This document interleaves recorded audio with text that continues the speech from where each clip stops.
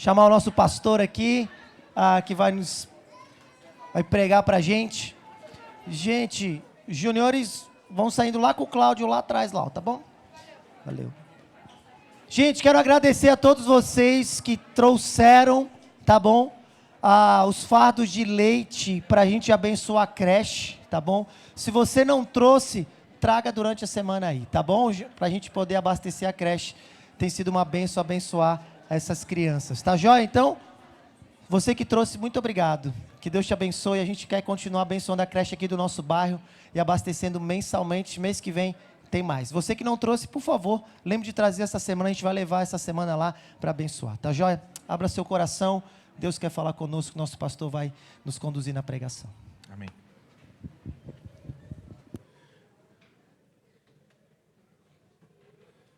Bom dia, igreja. Bom dia. Bom dia. Se você deseja acompanhar o sermão de hoje por meio do guia da pregação, vou pedir para que você levante uma das suas mãos, as suas mãos bem alto, suas mãos bem alto. O pessoal vai estar entregando para você. Se você está chegando aqui pela primeira vez, nós estamos em uma série de pregações intitulado O Evangelho, a Igreja e a Missão, entendendo a nossa vocação no mundo. E o objetivo dessa série é ajudar eu e você, como discípulos de Jesus, como igreja, a compreender e viver a vocação que Deus nos deu, a vocação cristã em sua plenitude, reconhecendo que cada discípulo de Jesus é chamado a cumprir uma missão específica no reino de Deus. Então, dito isso, eu quero convidar você a abrir a sua Bíblia.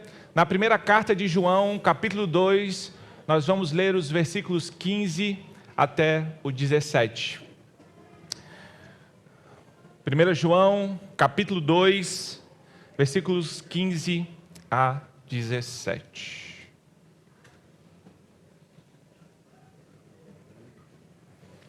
Nos diz assim o texto da Sagrada Escritura: não amem o mundo, nem as coisas que há no mundo.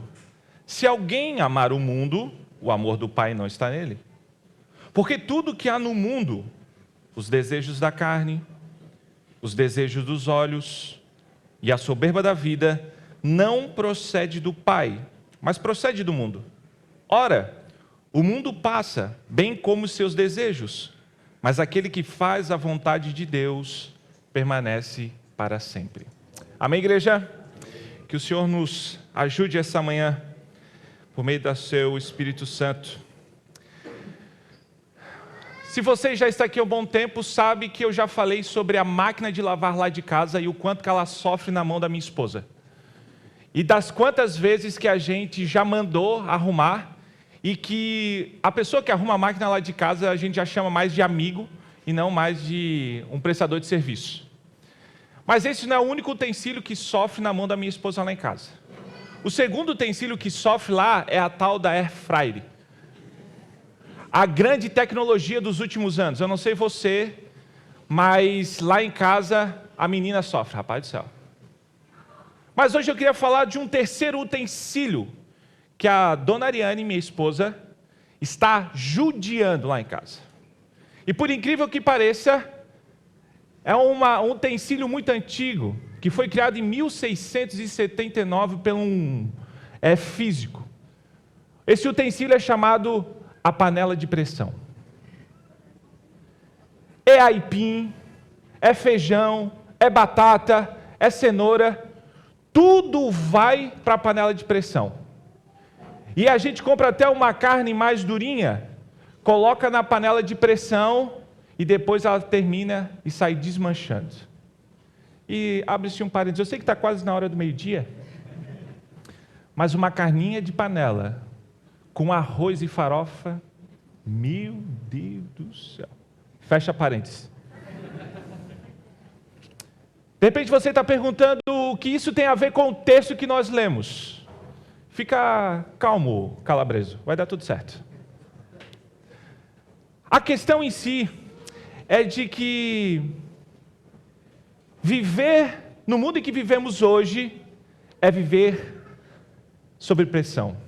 É como estar dentro de uma panela de pressão. E eu não sei se você sabe como funciona uma panela de pressão. A pressão ali dentro, ela é tão grande e ela aumenta. Isso faz que os alimentos que são colocados ali, eles cozinhem mais rápidos, a uma temperatura muito alta. As fibras da carne se quebram, e por isso que a carne fica mais molinha, e o feijão cozinha mais rápido do que você estivesse fazendo numa panela normal. Tudo isso cozinha bem depressa. E parece que viver no mundo em que nós estamos hoje é viver sob pressão.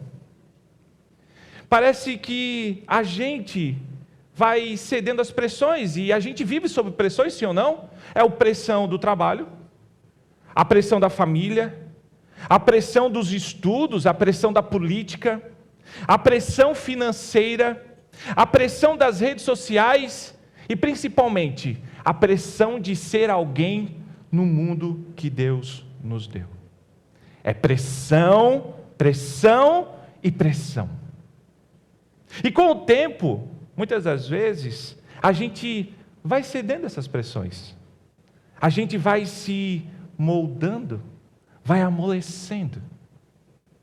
Assim como uma carne de segunda vai para dentro da panela e vai se rendendo ao calor e à temperatura e à pressão, nós também, muitas vezes, sem perceber, vamos nos moldando ao formato da cultura ao nosso redor. E essa cultura, irmãos, é exatamente o que o apóstolo João está nos alertando aqui. Não amem o mundo, nem as coisas que há no mundo. Mas o que exatamente ele quer dizer com o mundo? E como resistir às pressões desse mundo? E é sobre isso nessa manhã que nós vamos falar. E nós veremos isso em 3 momentos. No primeiro momento, nós vamos ver a pressão dos nossos amores e como o Evangelho nos ensina a resistir à pressão da cultura por meio dos nossos afetos. Em um segundo momento, nós vamos ver a pressão dos nossos desejos, como o Evangelho nos fortalece para resistir aos valores distorcidos deste mundo, da cultura. E no último momento, nós veremos a pressão do nosso tempo, como o Evangelho nos orienta a resistir à ilusão da permanência cultural. A ideia central do sermão de hoje é: o Evangelho nos fortalece para resistir à pressão da cultura e a viver com a fidelidade a Deus, no mundo que tenta, o tempo todo, nos moldar à sua imagem. Amém? Volte seus olhos comigo para o versículo de número 15. Não amem o mundo, nem as coisas que há no mundo. Se alguém amar o mundo, o amor do Pai não está nele. Aqui nós vamos ver a pressão dos nossos amores. Como discípulo de Jesus, nós somos chamados a amar. Amar está no centro da nossa fé.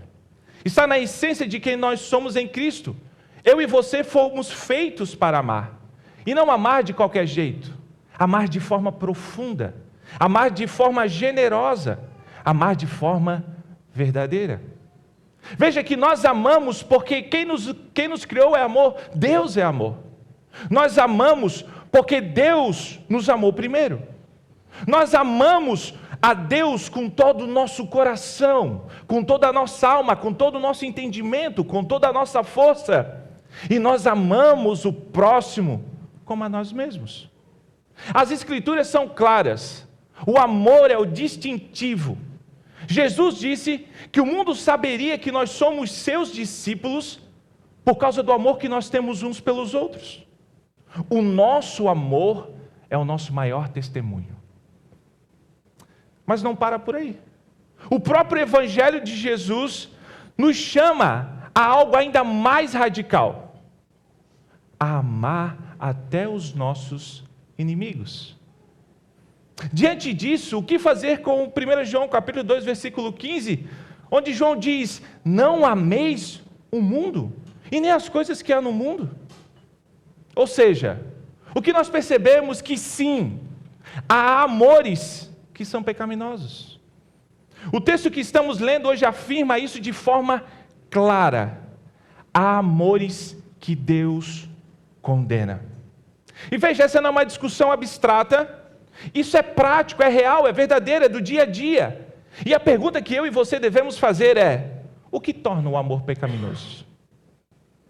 Quando é que o amor deixa de ser uma bênção e se torna uma rebelião? A resposta está aqui no texto. O amor se torna pecado quando é direcionado ao objeto errado. Veja novamente 1 João 2,15. Não ameis o mundo, nem as coisas que há no mundo. Ou seja, há um tipo de mundo que não deve ser amado. E entender isso aqui é essencial. Na literatura de João, o apóstolo do amor, ou o apóstolo apaixonado, um exemplo disso é que das 128 vezes que o termo grego agapao, que significa amar, aparece no Novo Testamento, 43 é João dizendo. Ele fala isso nos seus evangelhos, ele fala isso na sua primeira, na segunda, na sua terceira carta e também no livro de Apocalipse. Mas aqui João está explicando para a gente e nos mostrando que essa palavra mundo aqui, cosmos, aparece com pelo menos 3 sentidos diferentes. O primeiro é o mundo como criação. A natureza, o universo. E João não está dizendo que nós devemos deixar de amar aquilo que Deus criou, porque a criação é boa. E ela revela a glória de Deus, Salmo 19. Como não amar o campeche? Como não amar Floripa? Como não amar a beleza do local onde nós estamos, que podemos olhar pela janela, ver o verde, o sol brilhando essa manhã? Como não amar a criação de Deus? E é isso que João está dizendo, não é para vocês não amarem a criação. No segundo sentido, é o mundo como humanidade, as pessoas. João também não está proibindo o amor às pessoas, nós lemos aqui, muito pelo contrário. Nós somos chamados a amar o próximo, inclusive aqueles que nos perseguem. Deus ama as pessoas e nós também devemos amar. O terceiro significado para cosmos que João coloca nesse texto é o mundo como um sistema, uma estrutura espiritual, ideológica e cultural que vive em rebelião contra Deus. E é desse mundo aqui que João está falando, de uma estrutura espiritual, ideológica e cultural que vive em rebelião contra Deus. Esse mundo é um sistema que resiste à verdade de Deus, que rejeita a palavra, que exalta o ego humano, que celebra o pecado, que despreza o evangelho e, como João diz mais adiante, ele está sob o domínio do maligno. E ele isso deixa bem claro na sua primeira carta. Em 1 João 5, ele vai dizer que é pela fé que vencemos o mundo. Em 1 João 2, ele vai dizer que o mundo e os seus desejos estão passando. Em 1 João 3, o mundo não conhece a Deus. Em 1 João 3:13, o mundo odeia os crentes. Em 1 João 4:1, o mundo abriga falsos profetas. Em 1 João 4:3, o espírito do anticristo já está no mundo. Em 1 João 4:5, os ímpios pertencem ao mundo. E em João 5:19, o mundo inteiro jaz no maligno. E aqui nós temos certeza e convicção de que esse mundo que João está falando, nos versículos de número 15, é sobre esse sistema. E quando eu falar mundo aqui, eu quero que você entenda que é um sistema que rejeita a verdade de Deus. E veja, a ordem é clara de João. Não amem esse mundo. Não amem esse sistema que rejeita a verdade de Deus. Não desejes as suas riquezas. Não se apaixone pelos seus valores. Não se curve diante das ideologias. Veja, quando os nossos afetos, as nossas afeições estão voltados para o mundo, para esse sistema, não sobra espaço para o amor de Deus. O nosso coração já vai estar cheio de outras paixões, outros desejos, outros deuses. E é por isso que João nos chama com tanta firmeza: não ameis o mundo. Porque há amores que nos afastam de Deus. Porque há afetos que nos tornam insensíveis ao Espírito. Há desejos que minam e matam a nossa fé. E é interessante que o verbo amar, que aqui tem o sentido de ter um grande afeto, de cuidado, mas principalmente alguém que entrega a sua lealdade para alguém e para algo. E aqui eu e você somos confrontados. Pois esse tipo de amor que João está falando é também uma forma de lealdade. Lealdade no sentido mais puro da palavra. Alguém que entrega sua fidelidade a alguém. Alguém que se dedica exclusivamente a algo ou a alguém. Lealdade é escolher um lado. É alinhar a sua alma com aquilo que você ama. É quando oferecemos a nossa lealdade mais sincera. É algo que se opõe a Deus. E quando fizemos isso, nós estamos nos tornando infiéis ao Senhor. Infelizmente, é isso que acontece com frequência. Nós cedemos às pressões do ambiente, da cultura, das redes sociais, das narrativas do nosso tempo e transferimos a nossa lealdade sem perceber. Nós nos apegamos ao mundo como um tipo de amor que deveria ser reservado somente a Deus. Começamos a admirar o que o mundo valoriza. Começamos a desejar o que o mundo oferece. Começamos a justificar o que o mundo celebra. E tudo isso vai moldando silenciosamente o nosso coração. Quando rendemos a nossa lealdade ao mundo, aos seus valores, às suas narrativas, aos seus desejos, não estamos apenas fazendo uma escolha de estilo de vida ou de opinião. Estamos comprometendo quem nós somos. Estamos, na prática, negociando a nossa identidade em Cristo. Porque, entenda, lealdade, identidade, são irmãs que andam de mãos dadas.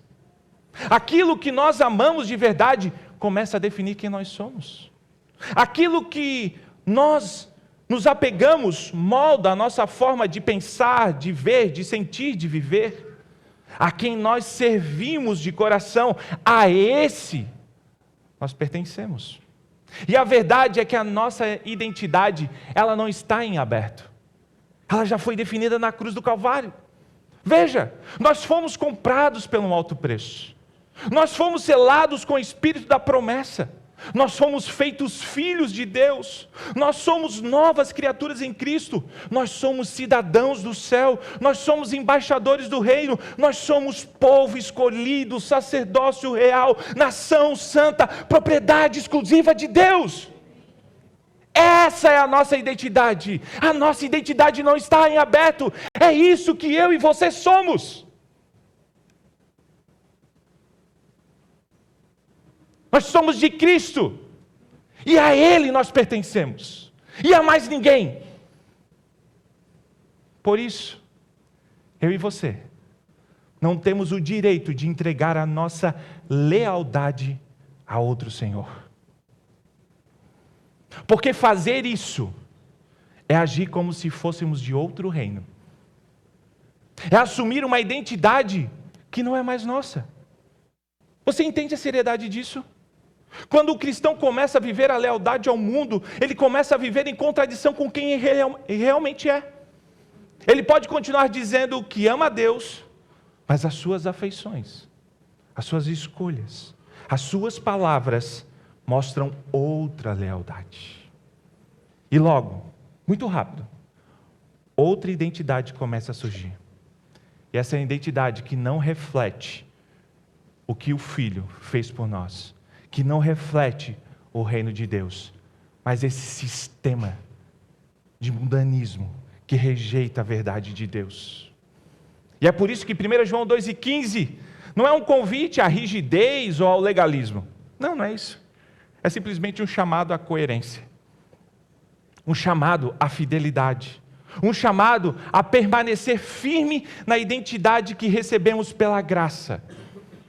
E aqui eu quero deixar uma aplicação especialmente para você jovem que está na faculdade, na universidade, na escola. Você está num ambiente desafiador, sem sombra de dúvidas, onde muitas vezes sua fé será testada, suas convicções serão confrontadas e a sua identidade será colocada à prova. Sem dúvida alguma, o ambiente educacional é um lugar precioso para crescer, para aprender, para se desenvolver os dons que Deus tem nos dado, mas também é muitas vezes um campo de batalha de ideias. E é nesse campo que você será pressionado a entregar a sua lealdade a ideologias que competem com o Evangelho. E aqui está um alerta. E eu preciso que você ouça com muita atenção. Não entregue a sua lealdade a uma ideologia em busca de uma nova identidade. Muitos jovens estão entrando na universidade convictos com quem são em Cristo, mas com o tempo vão se rendendo a discursos dominantes. Não apenas por argumento, mas pelo desejo de pertencer a algo. E é um perigo, porque com isso eles começam a pensar: talvez a minha fé seja ultrapassada. Talvez a Bíblia seja realmente limitada. Talvez eu precise me desconstruir para que eu possa encontrar a minha verdadeira identidade.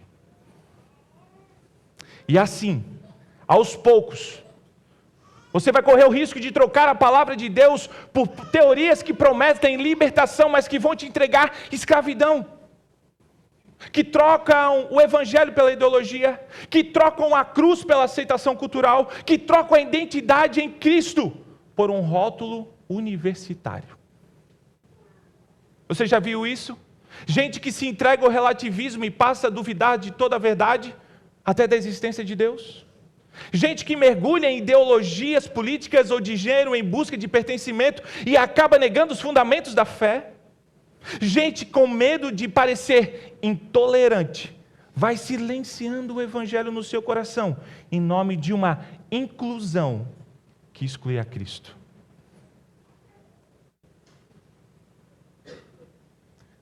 Você que me ouve, não ceda. No campo de batalha, não ceda. Resista. O Evangelho é a boa notícia de que você já tem uma identidade. Você não precisa se reinventar para ser alguém. Você não precisa alinhar os seus discursos mais populares para ter valor. Você já tem valor. Você não precisa mudar a sua essência para ser aceito, porque em Cristo você já foi aceito pelo Pai. A cruz já declarou quem você é. Você é filho, você é redimido, você é amado, você é livre, você é uma nova criatura em Cristo Jesus. E isso é mais do que suficiente para você não ceder à batalha no campo da universidade. Não troque isso por nada. Então, jovem, adolescente, o que fazer lá? Esteja lá com excelência. Estude lá com dedicação. Ouça com discernimento tudo que você vai ouvir lá. Converse, dialogue com respeito, mas no final de tudo, se permaneça firme em Cristo. O mundo acadêmico precisa de mentes brilhantes, sem dúvida alguma. E eu espero que você seja uma dessas pessoas inteligentes na faculdade, que vai acrescentar o mundo acadêmico. Mas antes disso, ela precisa de jovens fiéis, convictos, corajosos, cuja sua identidade está segura no Evangelho. E a gente está orando para que você seja esse. Conte com as nossas orações. Nos procure e converse sobre os seus desafios. Caminhe do lado de pessoas que já passaram por isso, mas que manteram os seus pés firmes na rocha. Não caminhe sozinho durante esses 4 anos, achando que agora você vai fazer da sua vida e você pode fazer qualquer coisa. Não. Não. Não se deixe levar pela autonomia do seu coração. Lembre-se, ore ao Senhor pedindo para que Ele seja com você, para que você não ceda e para que você ame verdadeiramente aquilo que deve ser amado. Mas de repente você é alguém que está aqui, está sendo moldado sem perceber pela cultura da performance. Nós vivemos num tempo em que o valor das coisas e das pessoas é medido pela sua utilidade. Se me ajuda a subir, eu abraço. Se não me serve mais, eu descarto. E essa é a lógica utilitária que rege boa parte da nossa sociedade. Nós vemos isso nas relações pessoais, nós vimos isso nos relacionamentos familiares, nós vimos isso dentro do mundo corporativo, dos profissionais, e até muitas das vezes nós vemos isso dentro da igreja. E o problema é que muitos cristãos têm absorvido esse modo de pensar.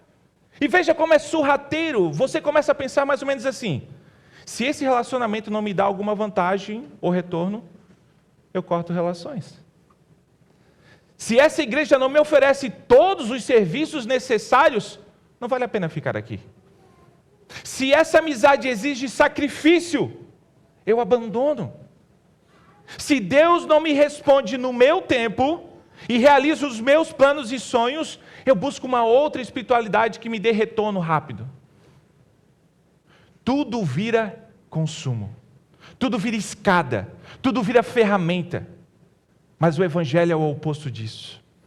O Evangelho não é sobre performance, é sobre graça.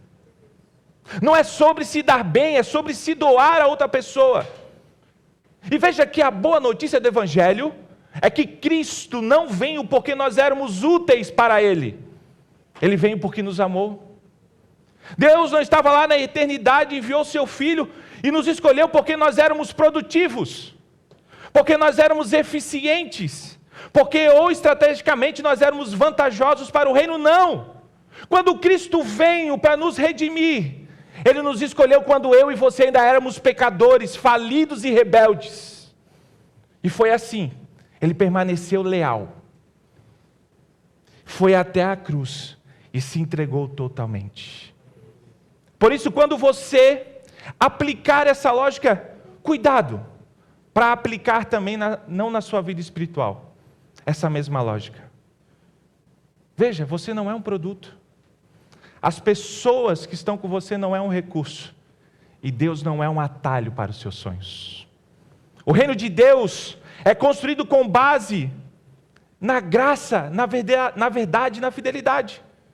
Então não trate a sua fé como um investimento a longo prazo. Não trate a igreja como uma empresa que vai estar aqui prestando serviços espirituais para você. Não trate as pessoas como degraus para que você alcance os seus objetivos. Trate tudo isso. Trate a realidade que está ao seu redor como Jesus trataria, com um amor verdadeiro e com uma graça gigantesca. Amém, igreja? Amém. No segundo momento, nós vemos no versículo de número 16, volte os olhos para o versículo de número 16. Porque tudo que há no mundo, os desejos da carne, os desejos dos olhos e a soberba da vida, não procede do Pai, mas procede do mundo. A pressão dos nossos desejos. O Evangelho aqui nos fortalece para resistir aos valores distorcidos da cultura. Neste versículo, João nos mostra que o amor pelo mundo não é apenas perigoso por causa do seu objeto, mas também por causa da sua origem. Ele diz com clareza: essas coisas não vêm do Pai, mas do mundo. Ou seja, há um tipo de amor que não nasce de Deus. Ele brota de uma fonte totalmente poluída.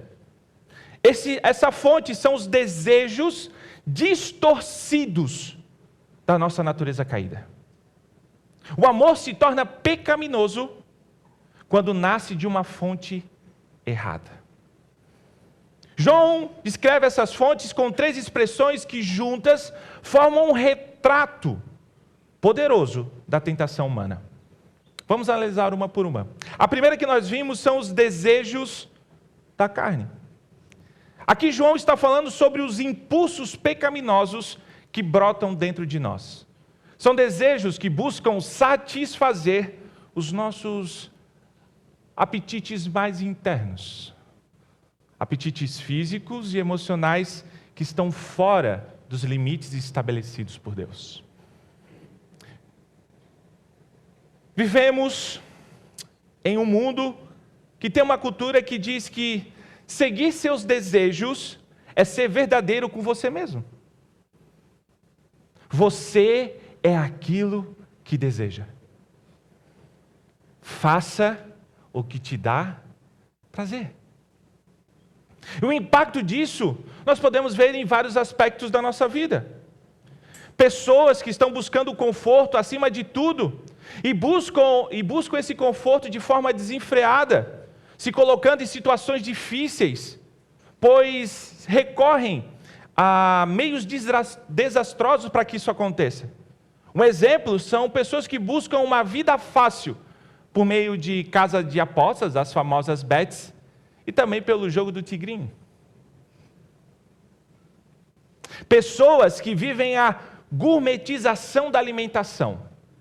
Pessoas buscando experiências gastronômicas simplesmente pelo fato de ser reconhecida. Mas atualmente, o que se destaca na nossa cultura é a imoralidade sexual. A cultura tem quebrado a ética cristã da pureza sexual. Nunca se viu tantos homens e mulheres afundados em pornografia. Os casos de adultério, separações e divórcios aumentam em todas as partes do mundo, inclusive dentro da igreja. Segundo uma pesquisa do Barra Group, é uma empresa de pesquisas cristã evangélica sediada em Ventura, na Califórnia, ela vai dizer que 64% dos homens cristãos e 15% das mulheres confessam consumir pornografia ao menos uma vez por mês. Outro estudo publicado pela Journal of Sex Research vai dizer que o consumo frequente de pornografia está diretamente ligado à infidelidade conjugal e à insatisfação sexual no casamento. Veja, não é só pornografia. A cultura popular também normalizou a traição e o adultério. Na Netflix vai ter uma série chamada Sex Life, que foi lançada em 2021 e se tornou um fenômeno global ao mostrar o adultério como uma forma de autoafirmação pessoal. A narrativa dessa série promove a ideia de que a satisfação sexual individual está acima dos votos conjugais. Veja, é uma inversão completa do padrão bíblico. O que antes era chamado de pecado, hoje é celebrado como liberdade. Fica pior porque nos últimos 10 anos, segundo os dados do IBGE de 2022, o número de divórcios no Brasil aumentou 75%. E muitos desses divórcios estão ligados à infidelidade. E essa infidelidade vem pelo uso secreto da pornografia e a quebra de confiança entre os cônjuges. Por isso eu e você precisamos refletir essa manhã. Nós precisamos resistir. Não com moralismo, mas com fé. Não com vergonha de confessar os nossos pecados e pedir ajuda, mas com arrependimento e transformação. E se você está aqui essa manhã, eu vou falar com você com muito temor e tremor. Mas eu preciso dar uma palavra de esperança a você. A cruz de Cristo é suficiente para purificar, para libertar e restaurar até mesmo aquele que caiu profundamente no pecado sexual. A graça de Deus não nos abandona em meio à luta. E que o Espírito Santo, Ele pode renovar a nossa mente, os nossos desejos, os nossos hábitos e os nossos olhos. Se agarre nisso essa manhã, se você está passando por isso. Não viva mais inundado nesse lamaçal de pecado. O Senhor te dá esperança hoje dizendo: agarre-se a Cristo. Agarre-se a Ele. Há uma nova vida. Não ache que isso é normal. Não ache que você vai conseguir resistir pelos seus próprios braços. Clame por ajuda do alto. Confesse a algum irmão e peça ajuda também. Mas não viva mais nisso pelo amor de Cristo que Ele tem por você. A santidade sexual não é uma repreensão da identidade, mas é uma redenção verdadeira da nossa identidade em Cristo. Nós somos chamados à pureza. Não porque somos melhores do que os outros, mas porque nós fomos comprados por um alto preço. E o nosso corpo não pertence mais a nós, ele pertence a Cristo. Portanto, a gente não pode se conformar com os padrões de sexualidade deste mundo. Em vez de nós cedermos às promessas vazias da cultura, nós temos que ser aqueles que vivem a fidelidade no casamento, aos namorados, a castidade na solteirice, homens e mulheres, a integridade dos nossos pensamentos. Tudo isso, não para dizermos que somos melhores do que os outros, mas para dizer em resposta ao amor daquele que nos salvou. João continua dizendo sobre os desejos dos olhos. O próprio Jesus, no Sermão do Monte, já nos tinha ensinado sobre o cuidado daquilo que nós vemos. Mateus 6, 22, 23 vai dizer: os olhos são a lâmpada do corpo. Se os seus olhos fossem bons, todo o seu corpo será cheio de luz. Se, porém, os seus olhos forem maus, todo o seu corpo estará em trevas. Portanto, se a luz que existe em você são trevas, que grandes trevas serão. Hoje, com o simples deslizar dos nossos dedos no celular, nós somos bombardeados por imagens que despertam o nosso desejo. É o desejo de ter o outro, o que o outro tem. Nós temos uma casa, mas se o outro tem uma casa maior, nós queremos uma casa maior. Se nós temos um bom tênis, se aparece para nós que o outro tem um tênis melhor, a gente quer um outro tênis. A insatisfação constante, alimentada por tudo que a gente vê nas redes sociais. A sede por mais, por melhor, por tudo que brilhe. O impulso que diz, eu preciso ter isso. Essa é a lógica do mundo do consumo, da ostentação, da vaidade. Veja, eu e você precisamos treinar os nossos olhos com o colírio do contentamento. Pegou a referência? Olhos, colírio, contentamento. E não com a cobiça. A questão aqui não é eu e você fugir para as montanhas, para as cavernas, para os desertos, nem se esconder no quarto para não ver nada. Também não é assimilar a cultura só porque todo mundo está fazendo e é normal, e nós não vamos fazer isso só porque todo mundo está fazendo. Não é uma questão de se separar da cultura ou de se assimilar a ela, mas de filtrá-la à luz do Evangelho. Não é de deixar de assistir um filme ou ir no cinema. É pular a cena de sexo.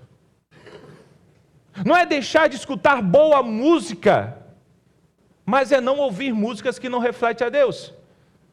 Senta, senta, toma, toma.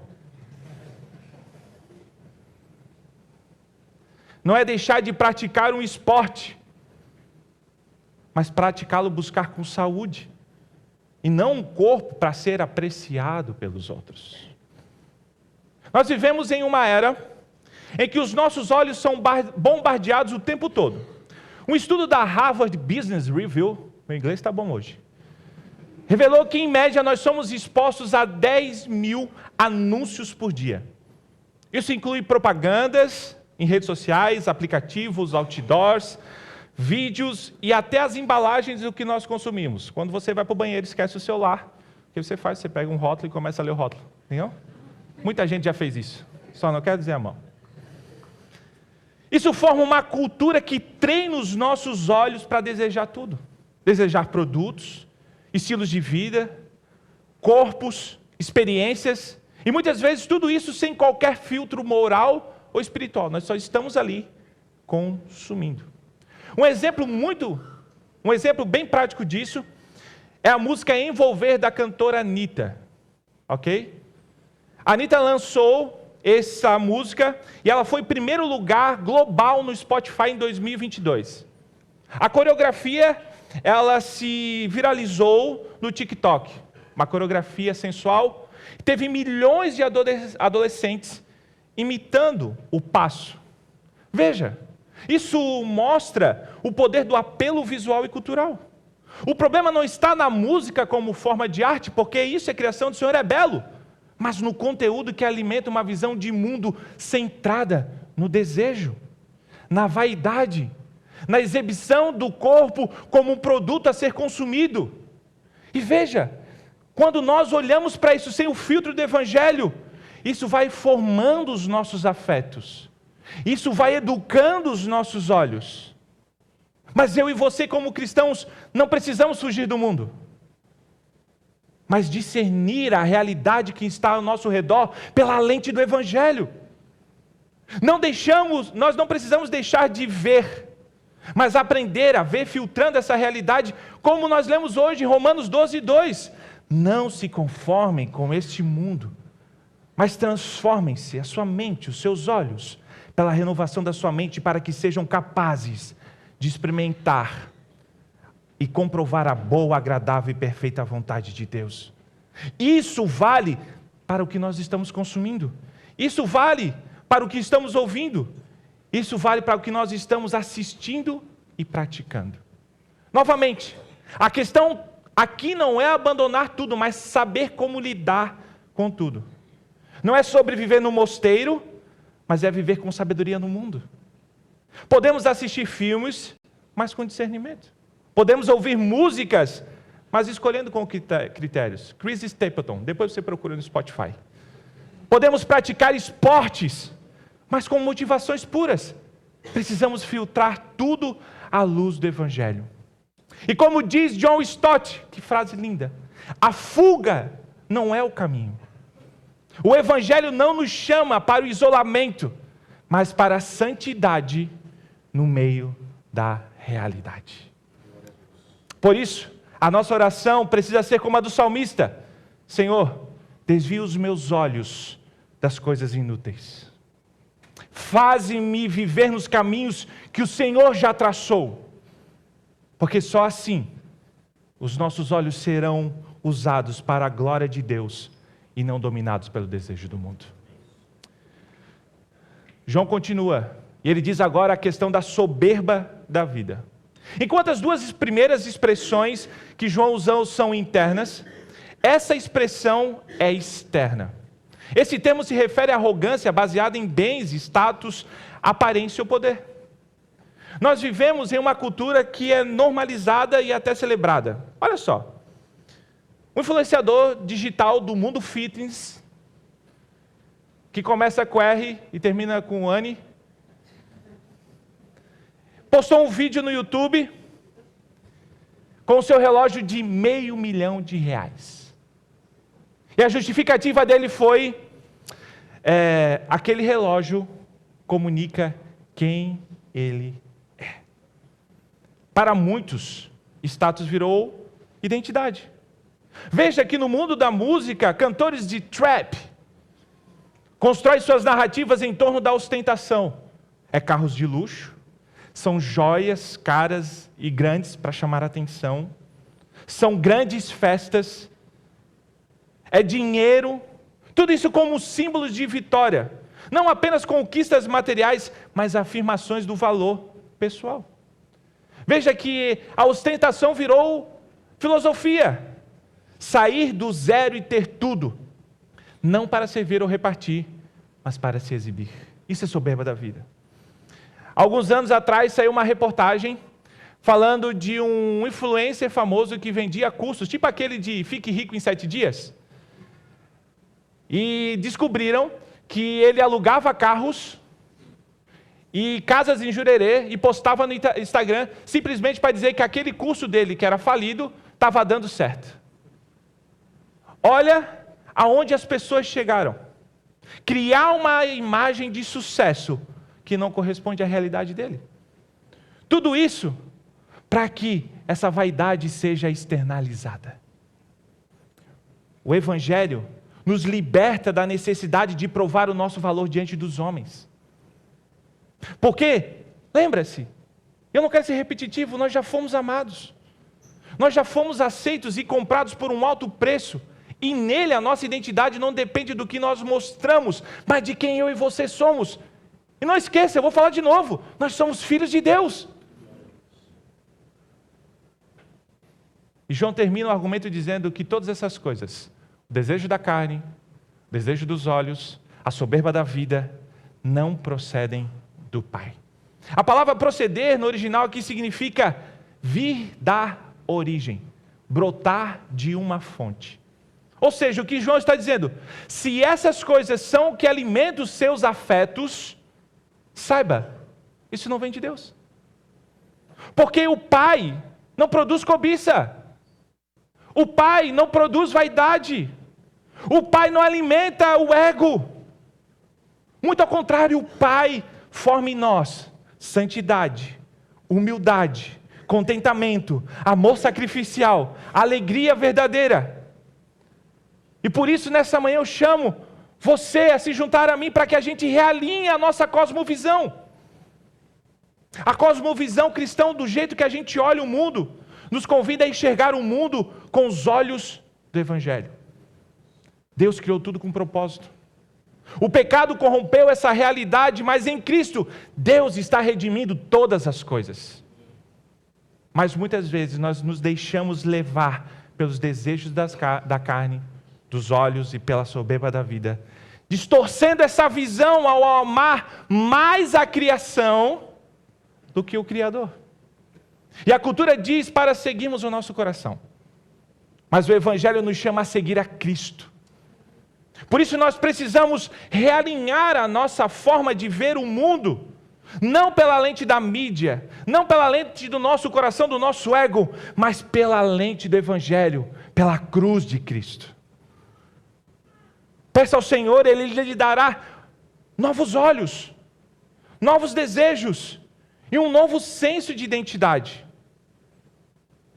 Sejamos aqueles que vivem com os olhos na eternidade e o coração firmado na palavra.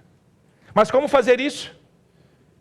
Volte a palavra de Deus como lente principal da sua vida. Não filtre a realidade ao seu redor pelo Instagram. Você sabe que o Instagram não é verdadeiro, muita coisa lá, né, gente? Você sabe disso, né?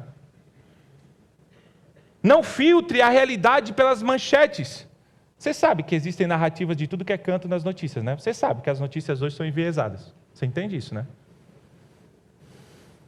Não filtre a realidade pela ideologia dominante, mas lê a Bíblia todos os dias. Lê a Bíblia com o coração aberto e com uma mente ativa. Pergunte-se o que isso que estou lendo me revela sobre Deus. O que isso que estou lendo me revela sobre o mundo. O que isso que estou lendo nas Sagradas Escrituras revela sobre mim e como eu posso aplicar isso na minha vida. Mas leia, também ore. Ore pedindo que o Espírito Santo renove sua mente e reordene os seus desejos. Veja que a mudança da cosmovisão cristã não é apenas intelectual, mas ela também é espiritual. É o Espírito quem abre os nossos olhos, é por meio dele que nós conseguimos ver a realidade por outro prisma. Ore diariamente, Senhor, me dá os teus olhos. Me dá os teus olhos para enxergar primeiro o meu coração, para amar a tua verdade, para viver a tua verdade. Discipline-se para viver de forma coerente com o Evangelho. Você tem analisado as suas escolhas diárias? Ou você já está no modo automático? No fluxo? Para os jovens, no flow? Como você consome? Como você trabalha? Como você se relaciona com as pessoas? Como você usa o seu tempo? Como você usa o seu dinheiro? Será que você está tomando decisões que reforçam a mentira desse sistema, desse mundo que rejeita Deus? Ou será que eu e você estamos tomando decisões que estão cultivando o que expressa a verdade de Deus? Então, discipline-se. E no final, muito importante, e aqui na nossa comunidade você vai ser sempre desafiado a isso. caminhe com outros que estão vivendo com os olhos na eternidade. A vida cristã não é solitária. A vida cristã não é uma ilha. A vida cristã é para ser vivida em comunidade. Dentro da nossa comunidade nós temos irmãos e irmãs que pela graça de Deus tiveram esse entendimento. Estão batalhando e olhando para a eternidade. Então tenha pessoas ao seu lado que levam a Bíblia a sério. Compartilhe as suas lutas, não fique com vergonha. Preste contas. Difícil prestar contas, né? Sirva. Andar com esses irmãos é parte do processo de ver o mundo como Deus vê. Para finalizar, João capítulo 17 vai dizer: ora, o mundo passa, bem como os seus desejos, mas aquele que faz a vontade de Deus permanece para sempre. João finaliza esse tópico justificando seu comando e argumentos anteriores.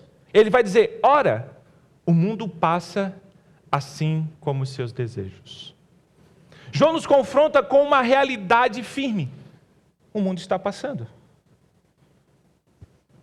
Tudo que esse sistema que rejeita a Deus oferece, sua glória, seus prazeres, a sua vaidade, suas promessas, tudo isso tem data de validade. A própria história fala sobre isso. A própria história está repleta de culturas e civilizações que brilharam intensamente, mas que já passaram. O que falar do Egito antigo com suas pirâmides, seus deuses, seu império poderoso? Tudo isso passou. O império babilônico com seu luxo, sua idolatria, seus palácios de ouro, passou. A Grécia Antiga com a sua filosofia, com a sua arte, com sua glória atlética, também passou. O Império Romano com sua força militar, suas estradas, seus Césares, também passaram. A Europa iluminista com sua razão como Deus e um orgulho intelectual, isso passou. Movimentos culturais do século XX, Woodstock, revolução sexual, existencialismo, tudo isso já se foi.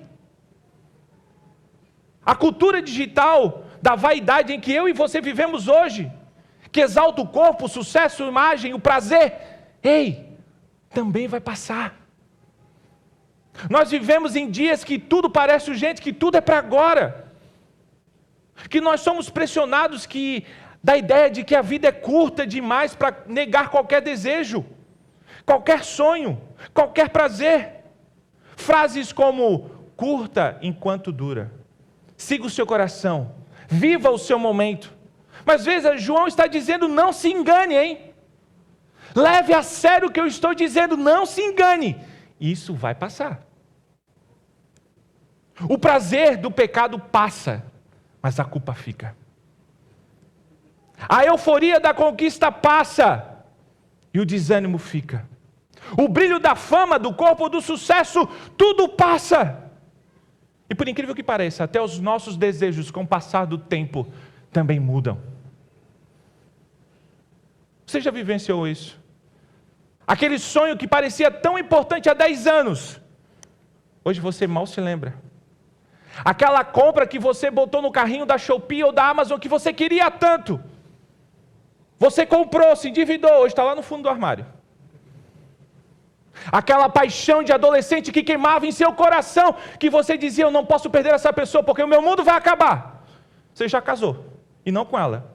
Essa paixão virou cinza. O mundo está passando, e com ele todos esses desejos. Veja, quem se agarra a esse mundo, vai cair com ele, hein? Mas aquele que se agarra, que faz a vontade de Deus, esse permanece para sempre. Aqui está o contraste radical que João apresenta. O mundo é fumaça. Mas a vontade de Deus é rocha. Quem se rende aos desejos do mundo está sempre instável, você já viu? Anda sempre insatisfeito, parece que está sempre faltando alguma coisa, anda sempre ansioso, mas aquele que entrega a sua vontade a Deus, ele encontra propósito, ele encontra segurança, ele encontra uma eternidade. Fazer a vontade de Deus é isso, é mergulhar em uma missão maior do que nós mesmos. É amar com propósito, não por interesse. É servir com alegria, não esperando alguma coisa em troca. É sofrer com esperanças em momentos difíceis, acreditando que Deus está guiando a nossa história. É viver com os olhos não no aqui e agora, mas os olhos da eternidade, aonde estaremos com Ele eternamente, sentado à mesa com Cristo e viveremos alegremente com Ele. Os nossos olhos não estão aqui, os nossos olhos já estão na eternidade com Cristo. E a minha aplicação para você nessa manhã é para você que de repente está nos visitando hoje e ainda não é um discípulo de Jesus. Talvez, até com certa curiosidade, você nos visita hoje. Mas você já percebeu que algo desse sermão falou direto ao seu coração? Não porque eu sou bom, é porque o Espírito está falando ao seu coração. Talvez você nem se considere ainda um discípulo de Jesus, mas de alguma forma, as suas experiências que você tem vivido, os seus sentimentos mais internos, os seus questionamentos, tudo isso que foi falado hoje encontrou um eco nas verdades que você está ouvindo.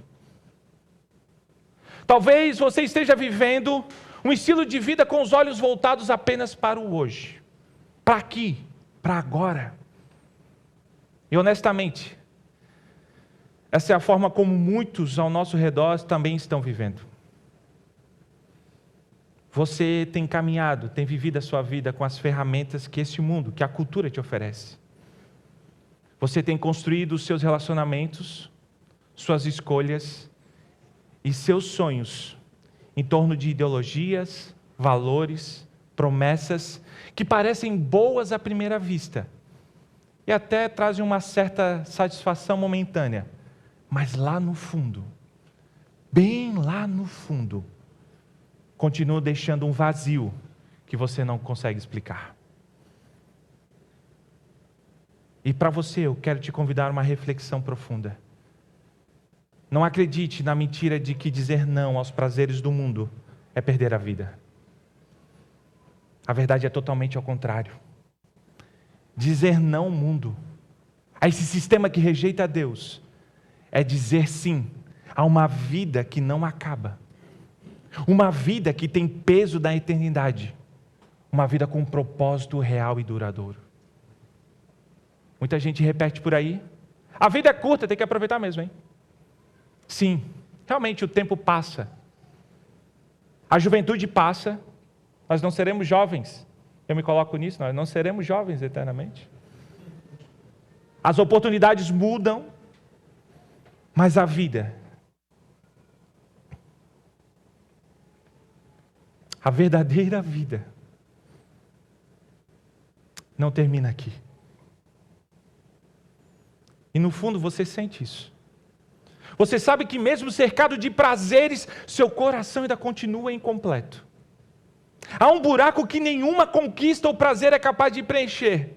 Você foi promovido, mas isso não preencheu o seu coração. Você é admirado pelas coisas que tem, mas isso não preencheu o seu coração. E hoje, com muito amor, nós queremos te dizer: o Senhor está te chamando para viver uma nova vida. O Senhor te chama essa manhã a viver uma vida em plenitude nele. E a melhor notícia, a melhor de todas, é que Deus está resgatando pessoas exatamente como você, como eu.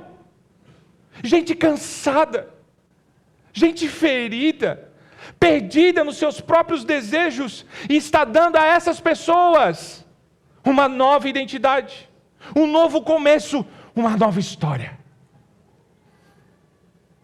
Hoje, o Senhor está te convidando a deixar tudo que é passageiro para viver aquilo que é eterno. Ele está te chamando para ser um discípulo de Jesus. Um discípulo de Jesus. Não apenas para experimentar o reino de Deus que já está aqui agora, mas para vivê-lo eternamente, para todos sempre. Não saia daqui hoje sem Jesus. Não adie o que pode transformar toda a sua existência. Agarre-se a Cristo. Diga sim ao seu amor.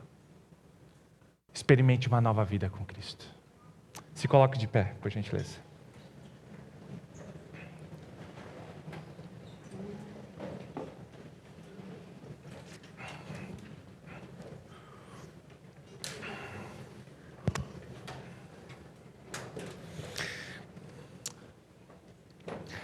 A verdade é que eu e você vivemos cercados por muitas vozes. Muitas vozes.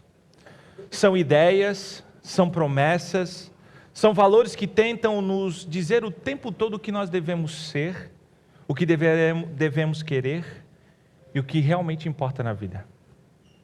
Mas no meio de toda essa multidão de vozes, existe uma voz que se destaca. Não por ser mais alta e falar tão alto igual eu falo, mas por ser verdadeira. Uma voz que não pressiona, mas convida. Que não ilude, mas transforma. Que não passa com o tempo, porque essa voz vem da eternidade. Essa é a voz de Jesus. Ele nos chama pelo nome, mesmo quando o seu chefe não sabe quem você é. Ele nos lembra de quem realmente somos, mesmo quando todo mundo já esqueceu quem você é. Ele nos devolve o que o mundo tentou roubar, a nossa identidade, o nosso propósito, a nossa esperança. Enquanto várias vozes estão dizendo, siga o seu coração, Jesus está dizendo, siga-me. Enquanto o mundo exige, prove o seu valor, Jesus nos lembra, na cruz, na maldita cruz eu já mostrei o quanto que você vale. Enquanto o mundo apresenta prazeres que passam, Jesus nos oferece uma alegria que dura para sempre. Enquanto o mundo tenta nos moldar a sua imagem, Jesus, com amor e paciência, mas muita paciência, nos transforma a imagem dele. Lembre-se, o Senhor nos chama não para vivermos com medo, mas com fé. Não para nos esforçarmos sozinhos, mas para confiarmos em Jesus. Não ame o mundo, meu irmão. Não entregue a sua lealdade a ele. Ame, entregue a sua lealdade a Cristo. Por quê? Porque foi Ele que nos amou primeiro. Foi Ele que venceu o mundo. E quando tudo isso passar, e novamente isso vai passar, que nós sejamos encontrados firmes, fiéis e com o coração inteiro, transbordante, cheio de Jesus. Porque no final das contas, o que mais importa não é o que eu e você conquistamos aqui neste mundo, é a quem eu e você pertencemos. E lembre-se, eu e você pertencemos a Jesus. Feche seus olhos, vamos orar. Senhor Deus, graças te damos, Pai, e diante do teu trono, nós chegamos com o nosso coração quebrantado, Pai, reconhecendo quem nós somos e quem tu és. Senhor, nós te pedimos, Pai, ouve a nossa oração e o nosso clamor. Espírito Santo de Deus, nós te pedimos, nos ajude a viver aqui, Pai. Nós te pedimos, Pai, que sejamos encharcados com a boa notícia do teu Evangelho, Pai. que possamos ver a realidade ao nosso redor, não como coisas ruins, mas vê-las pelo filtro do Evangelho, cuidando da tua criação, e tendo a certeza de que, por mais que esse mundo esteja quebrado e caído e manchado pelo pecado, o Senhor começou a restaurá-los pelo teu Filho amado Jesus Cristo. E um dia os nossos olhos verão a nossa cidade redimida. Um dia os nossos olhos verão, e Senhor, nós te pedimos, Senhor, nos ajuda a ter olhos que glorifiquem o teu santo e bendito nome. Não deixe que os nossos olhos sejam atraídos pelas luzes das nossas redes sociais, pelas propagandas nos outdoors da estrada, mas que os nossos olhos brilhem ao contemplar quem Tu és. Porque somente por meio do Teu Espírito Santo nós conseguimos ver. Nós não temos forças em nós mesmos para abrir os nossos olhos pelas nossas forças e Te contemplar. Se o Teu Espírito Santo não nos infundir fé, não nos santificar, Senhor, nós não conseguiremos ver. E nós Te pedimos hoje, santifica-nos, Senhor Deus. Santifica, Senhor nos Deus. Santifica o nosso coração, alinha os nossos amores para que nós Te amamos e rendemos o nosso amor e a nossa lealdade a Ti, e não às coisas, não aos sistemas, não aos desejos. Senhor, ajuda-nos, Pai. Ajuda-nos, ó Espírito Santo, ajuda. Nós clamamos a Ti. Nós queremos viver, não segundo os nossos anseios, os nossos desejos. Nós queremos viver, Pai, segundo a Tua vontade. Porque sabemos que todo aquele que vive segundo a Tua vontade estará contigo eternamente. Amém. Vamos responder esse sermão. Feche seus olhos enquanto a banda canta. Reflita, ore ao Senhor e adore o nome dEle.